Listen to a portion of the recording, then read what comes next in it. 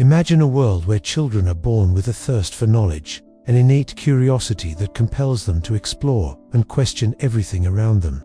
But then, from the moment they enter school, their natural instincts are stifled. Picture a young mind placed behind a desk, bound by walls, schedules, and rules, expected to sit still for hours, conforming to rigid systems.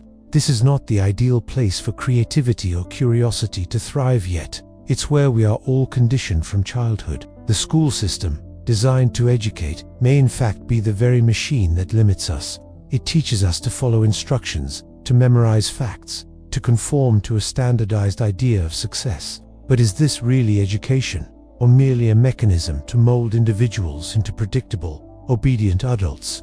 What if much of what you believe to be your own ideas, aspirations, or anxieties were actually planted by this very system? From the moment we learn to read and write, we are subtly shaped by the expectations of this machine. What begins as an innocent journey to gain knowledge morphs into a lifelong conditioning that diminishes our capacity to think for ourselves. This isn't simply a matter of learning facts for exams. It's a process that subtly, but powerfully, alters the way we view the world and our role in it. This conditioning is pervasive, woven into every part of the educational system, from the rules governing our behavior to the way we are taught to think. As a result, we enter adulthood often disconnected from our true selves, our inner curiosity squashed, replaced by a need for approval, external validation, and a fear of standing out. The question we must ask is not how school shaped our minds, but how it limited our potential. Arthur Schopenhauer, the 19th century philosopher, had a sharp and poignant critique of education. He viewed the school system as a factory, designed not to inspire knowledge or encourage personal growth, but to breed conformity. Schopenhauer believed that the true achievements of the human mind often come in spite of the education system, not because of it. Schools, he argued, were places where mediocrity was cultivated, where the pursuit of knowledge was replaced with the pursuit of grades. Schopenhauer's words are biting. The greatest achievements of the human mind are often those it accomplishes in spite of, not because of institutional education. He saw formal education as a mechanism of control, an institution that sought to suppress individuality and creativity in favor of producing obedient citizens who could serve the needs of the state. He believed that true knowledge and intellectual growth came from reflection, contemplation, and confronting life's challenges directly, not from memorizing lifeless facts for a test that would soon be forgotten. According to Schopenhauer, the educational system made the individual superfluous, focusing not on the exceptional, but on the average. From a young age, we are conditioned to conform, to blend in with the crowd, and to value obedience above all else. This early training shapes the way we approach life, often turning us into workers and consumers instead of independent thinkers. Schopenhauer's philosophy challenges us to consider,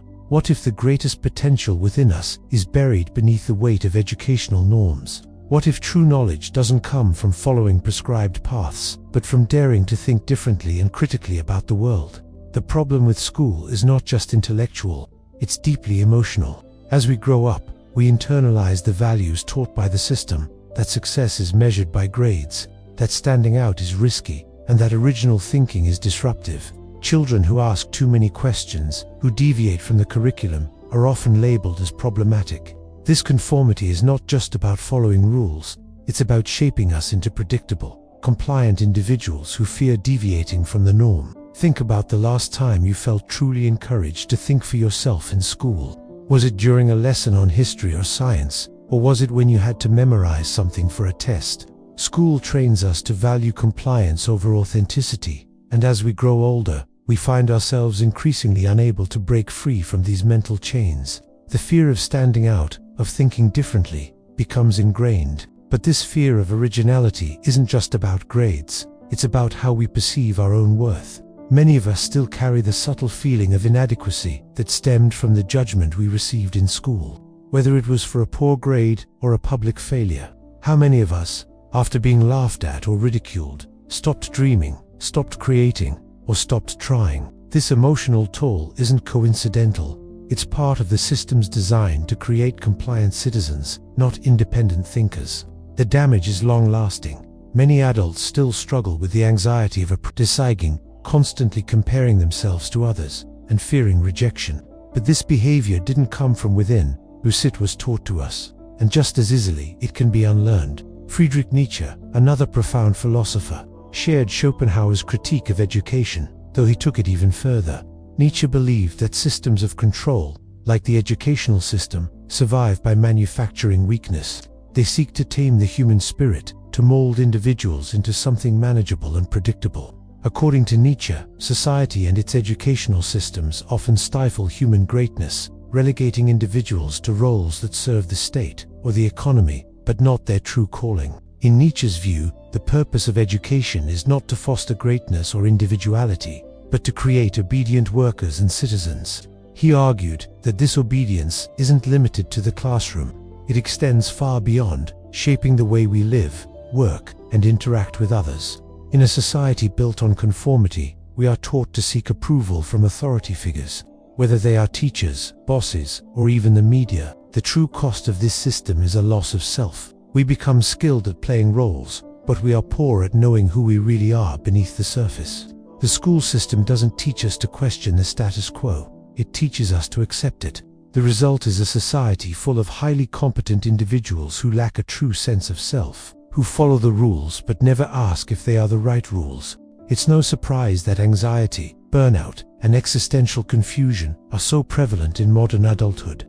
Many of us are stuck in jobs, relationships, or lifestyles that don't resonate with our true selves. But what if this deep-seated unease is not an individual flaw but a symptom of our childhood conditioning in school? What if the school system, rather than preparing us for life, actually left us ill-equipped to navigate the complexities of existence? Nietzsche and Schopenhauer both pointed to the fact that true freedom and clarity come only when one breaks free from the herd mentality, the herd being society's expectations and norms.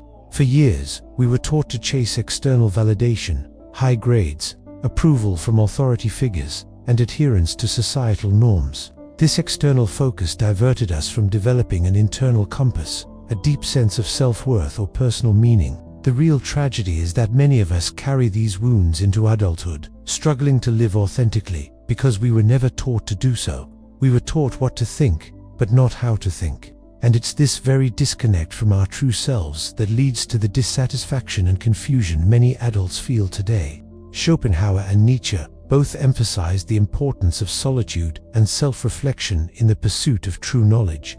They believed that the ability to think critically and independently comes not from conformity, but from stepping away from the noise of society and reflecting on one's own experiences. Schopenhauer in particular cherished solitude as a space for intellectual growth, often seeking solace in long walks where he could free his mind from distractions and reconnect with his inner thoughts. In a world that constantly demands our attention, this solitary introspection is rare. Schools rarely teach students the value of reflection or the benefits of spending time alone to think deeply. Instead, we are constantly surrounded by the voices of others, teachers, classmates, the media telling us how we should think, feel, and behave. To truly know ourselves, Schopenhauer and Nietzsche argued, we must first learn to listen to our own inner voice, undisturbed by external influences. True knowledge, they believed, is not a set of facts to be memorized, but an ongoing process of self-discovery.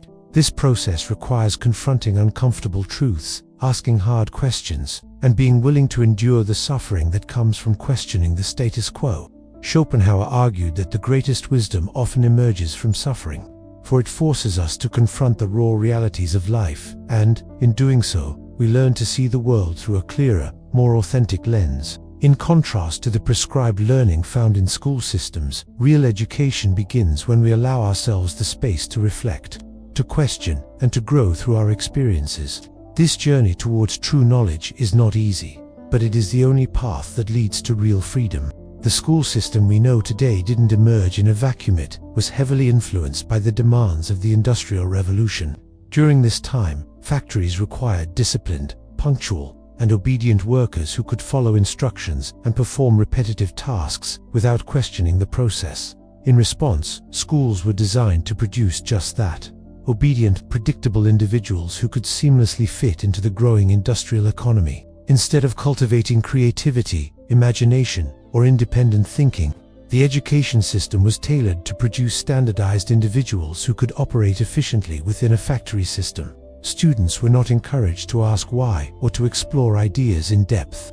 They were instead taught to focus on memorizing facts, performing tasks, and meeting external expectations. The physical design of the modern classroom is a direct reflection of this industrial influence. Rows of desks, bells signaling transitions, uniforms, and the division of subjects into rigid categories.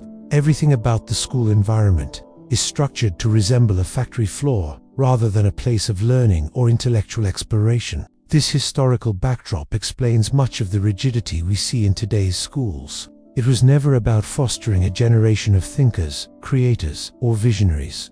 The educational system's true purpose was to create workers, individuals who could perform their roles within a vast industrial machine. The tragedy of this model is that it has persisted far beyond the industrial age, continuing to shape the minds of students today. Even in the 21st century, many aspects of education still reflect its industrial roots. Schools remain places where children are expected to sit still, adhere to strict schedules, and perform tasks to meet predetermined standards. This system is built around efficiency and control, rather than creativity or intellectual exploration. The classroom itself is designed like an assembly line, where students are treated as products to be shaped and processed. The bells that ring to signal shifts are a reminder of the factory model, while standardized testing acts as a quality control measure, sorting students into categories based on their ability to perform within this rigid system. What's missing from this model is a focus on individuality, self-expression, and true intellectual development. Students are rarely given the time or the space to explore their own thoughts, to question the status quo, or to engage deeply with material that interests them. Instead, they are taught to repeat, memorize, and comply. This factory model of education serves to stifle innovation and creativity, turning children into obedient consumers rather than free thinkers. As Nietzsche once warned, the triumph of the herd mentality over the individual is the result of a system that rewards compliance over originality. The school system continues to suppress the very qualities that could lead to meaningful, transformative change: curiosity, imagination, and the courage to think differently. One of the most damaging aspects of the modern education system is its neglect of emotional literacy. Schools rarely teach students how to understand, express, or manage their emotions. Instead, students are taught to focus on intellectual achievements and external validation.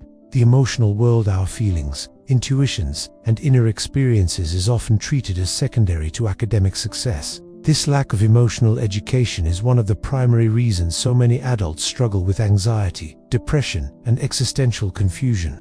Many individuals grow up believing that their emotions are something to be suppressed or ignored in favor of achieving external goals. They are taught to prioritize logic, reason, and measurable success, but never the importance of emotional well-being or personal fulfillment. Schopenhauer and Nietzsche both recognized that true self-knowledge requires understanding our emotional states, confronting our fears, and embracing our inner desires. Emotional literacy, they believed, is essential for true freedom and personal growth. Without it, we remain disconnected from our true selves, endlessly chasing external approval while neglecting the emotional needs that define our inner lives. The school system, by focusing exclusively on intellectual development and ignoring emotional education, creates individuals who are adept at following instructions but poor at navigating the complexities of their own feelings. This emotional disconnection leads to long-term dissatisfaction, as individuals struggle to find meaning in a world that never taught them how to truly know themselves. The school system doesn't just shape how we think, it deeply affects how we see ourselves. From a young age, we are taught that our worth is determined by grades, awards, and the approval of others. The very structure of schooling reinforces this idea. Students are ranked, judged, and compared against each other, often leading them to tie their self-esteem to external validation. This external focus encourages a constant need for approval, whether it's from a teacher, a parent, or peers. We are conditioned to seek praise for our achievements and to fear criticism.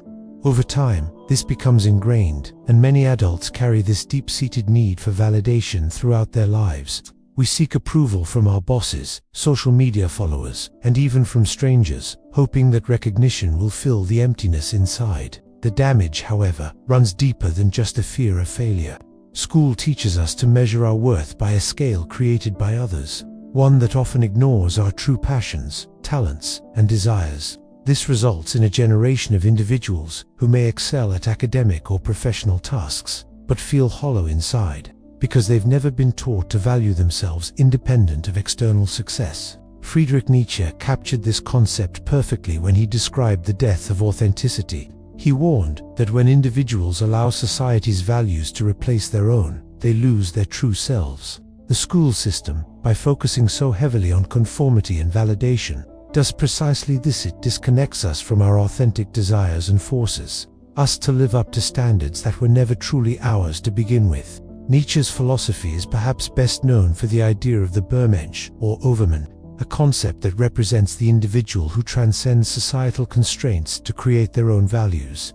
For Nietzsche, true freedom came from breaking away from the herd mentality, society's tendency to impose standardized expectations on individuals. The Übermensch is not bound by tradition, rules, or the desire for approval. They define their own path and live authentically. This idea of the Übermensch is in direct opposition to the schooling system, which is designed to mold students into obedient members of society, each following a predetermined path.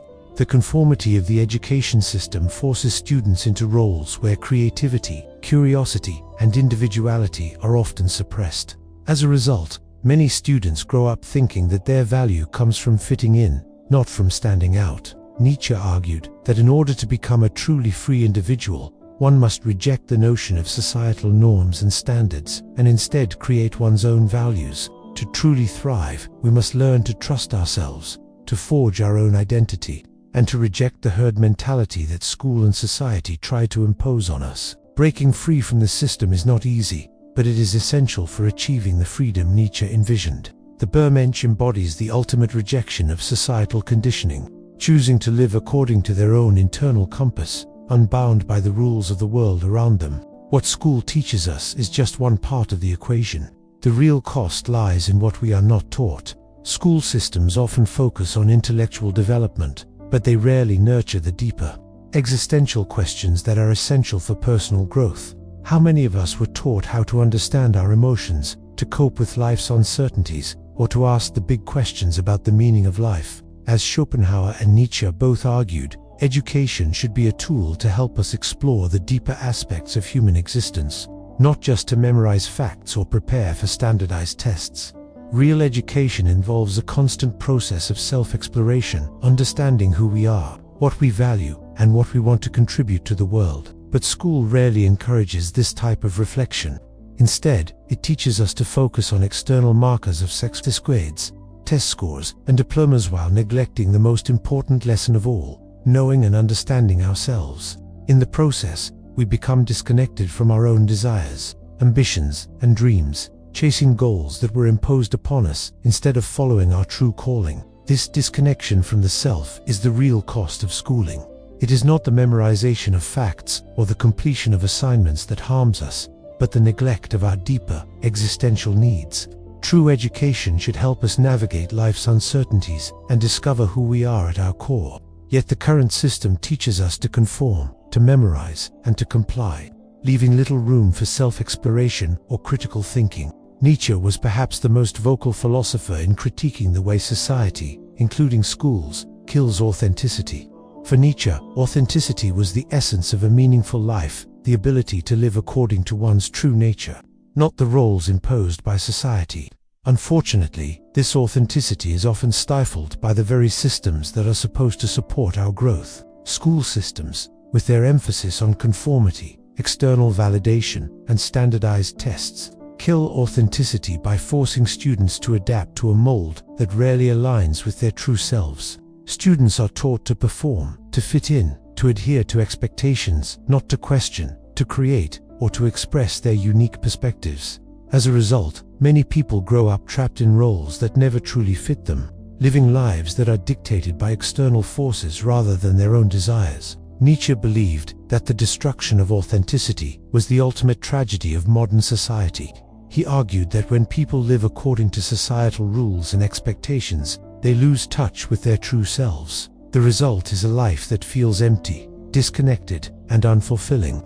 School, as an institution, plays a significant role in this process by promoting compliance over self-expression and conformity over individuality. True authenticity, according to Nietzsche, comes from rejecting the herd mentality and choosing a path that aligns with one's deepest values and desires. It is only by doing this that we can live a truly meaningful and liberated life, one that is uniquely our own. True education, as envisioned by thinkers like Schopenhauer, Nietzsche, and Carl Jung, is not about memorizing facts for the sake of exams or conforming to societal expectations. It is a process of self-discovery and personal growth that helps individuals navigate life with wisdom, authenticity, and emotional depth. Education, in this sense, should help us understand who we truly are, what we value, and how to live a life that is meaningful to us, not simply one that conforms to external standards of success. For Schopenhauer and Nietzsche, real education begins when we step away from conventional forms of learning and engage in deep, introspective thought. This type of education encourages us to question everything, to think critically, and to trust our own judgment. It involves embracing solitude, reflection, and an active engagement with life's uncertainties, rather than retreating into the comfort of pre-established truths and norms. This vision of education is not limited to the classroom. It is something that can be cultivated throughout life, through experiences, challenges, and the pursuit of personal meaning. It is about learning how to live, rather than simply how to perform. It is about finding your own path, guided not by grades or societal expectations, but by the desires and values that are uniquely yours. Ultimately, true education is about learning to think for yourself, to embrace the complexity of life, and to develop the courage to live authentically, regardless of what others may expect from you. One of the most liberating aspects of reclaiming our minds from the conditioning of the school system is the ability to unlearn everything we were taught about who we should be. The very process of education, as it is currently structured, forces us into roles, molds, and expectations that often have little to do with who we truly are. By unlearning the teachings that suppress our individuality, we can rediscover our true selves and start living according to our own values. Unlearning requires courage. It involves rejecting the false narratives we were taught about success, intelligence, and personal worth. It means stepping outside the rigid boundaries of what society defines as acceptable or valuable. The process is not easy, and it often feels uncomfortable as we confront the beliefs and behaviors that have been ingrained in us for so long. But it is through this discomfort that we find the greatest opportunity for growth. Schopenhauer and Nietzsche both believe that self-discovery comes only when we shed the layers of external expectations and start looking inward. This process of unlearning, of shedding the conditioning placed upon us by the education system, is a critical step in reclaiming our minds and lives. It is not about rejecting knowledge, but about rejecting the form of knowledge that confines us. To truly be free, we must embrace this process of unlearning and trust ourselves to redefine what it means to be educated, to live a meaningful life, and to pursue what truly excites and fulfills us. The final revelation, as both Schopenhauer and Nietzsche pointed out, is that true liberation comes through self-education. The systems designed to control and standardize us cannot provide the freedom we seek. These institutions may teach us how to function within society, but they cannot teach us how to live authentically or meaningfully.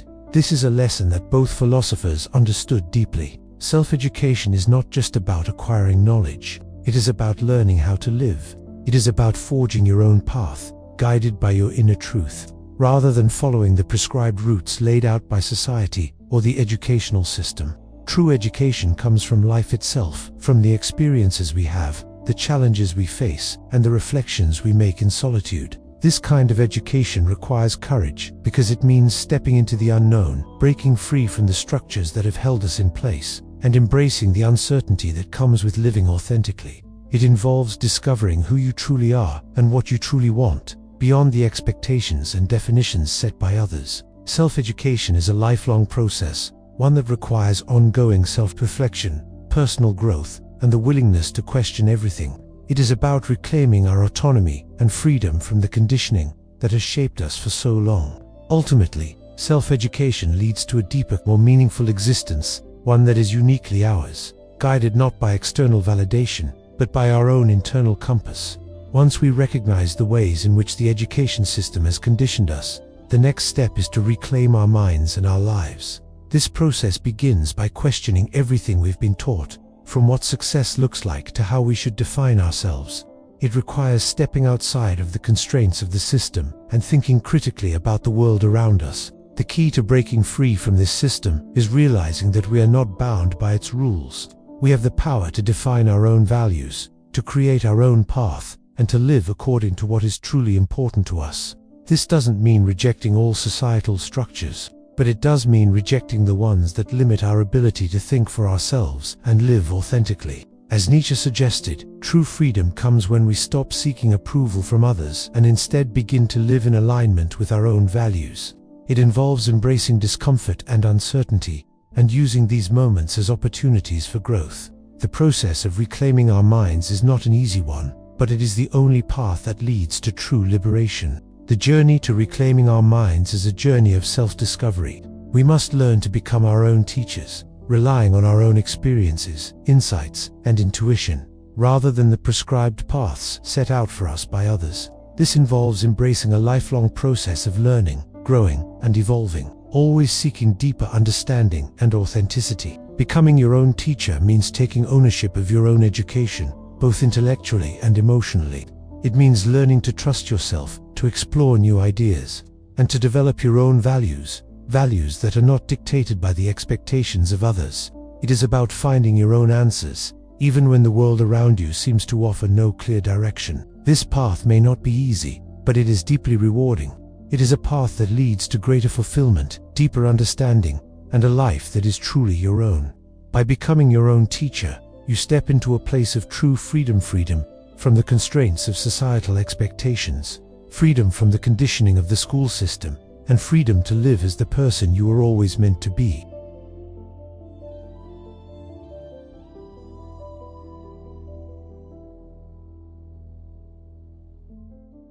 As you reflect on the ideas shared in this video, ask yourself, what part of you did you leave behind in school? What beliefs, dreams, or passions did you abandon in favor of following the prescribed path? Are you ready to reclaim your mind, to start unlearning the conditioning imposed by the education system, and to begin living authentically? The journey to true education begins when we stop living according to the rules of society and start living according to our own inner truth. It's time to step outside the box, to ask the hard questions, and to begin forging your own path. Join the conversation. Share your thoughts in the comments, and if you're ready to take the next step in your own journey of self-discovery, subscribe to this channel. Let's start reclaiming our minds and our lives, one thought at a time.